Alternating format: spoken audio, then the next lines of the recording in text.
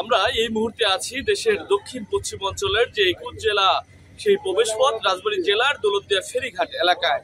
আর এই ফেরি চলাচল দৌলতদিয়া পাটুরিয়া নৌ রুটে বিঘ্নিত হচ্ছে। বৈরী আবহাওয়ার কারণে ফেরি চলাচল করতে বিঘ্নিত হচ্ছে এবং বিআইডব্লিউটিসি কর্তৃপক্ষ আমাদেরকে জানিয়েছেন যে এই যে ফেরি চলাচল এই বৈরী আবহাওয়া এবং বৃষ্টিপাতের কারণে নদীর তীরে প্রচন্ড বেগের স্রোত থাকার কারণে এই 2:30 থেকে বিকেল 3টে পর্যন্ত একটানা প্রায় 30 মিনিটের অধিক সময় ধরে ফেরি চলাচল বন্ধ রেখেছিল সাময়িকভাবে বিআইডব্লিউটিসি কর্তৃপক্ষ। এবং আমরা এই সময়ে দেখেছি এই ফেরি বন্ধের কারণে এই দুর্ভোগের চিত্র দৌলতদিয়া আমরা দেখেছি।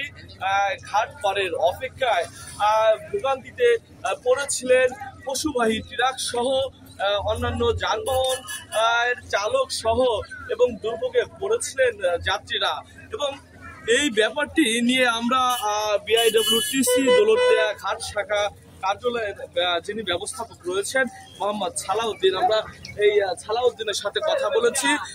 তিনি আমাদেরকে জানিয়েছেন যে বর্তমানে এই দৌলতদিয়া পাটুরিয়া নৌ রুটে ফেরি চলাচল স্বাভাবিক রয়েছে, তবে ফেরি চলাচল স্বাভাবিক থাকলেও এই সতর্কভাবে তারা এই ফেরি চলাচল করছে এমনটা কিন্তু তিনি আমাকে জানিয়েছেন। এবং তিনি আরো জানিয়েছেন যে এই দৌলতদিয়া পাটুরিয়া নৌ রুটের যে বৈরী আবহাওয়া বা দুর্ঘটনা এড়াতে যে কোনো সময়ই এই ফেরি বন্ধ হতে পারে, এমনটাও কিন্তু বিআইডব্লিউটিসি কর্তৃপক্ষের পক্ষ থেকে আমাদেরকে জানিয়ে দেয়া হয়েছিল।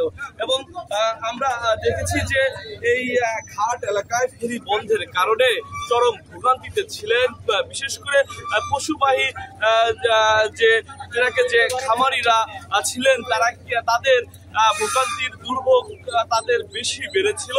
এবং আমরা বিআইডব্লিউটিসি কর্তৃপক্ষের সাথে আরো কথা বলেছি, তারা আমাদেরকে জানিয়েছে বর্তমানে ছোট বড় মিলে এই নৌ রুটে 17টি ফেরি চলাচল করছে এবং এই 17টি ফেরি দিয়েই যাত্রী ও যানবাহন পারাপার করা হচ্ছে।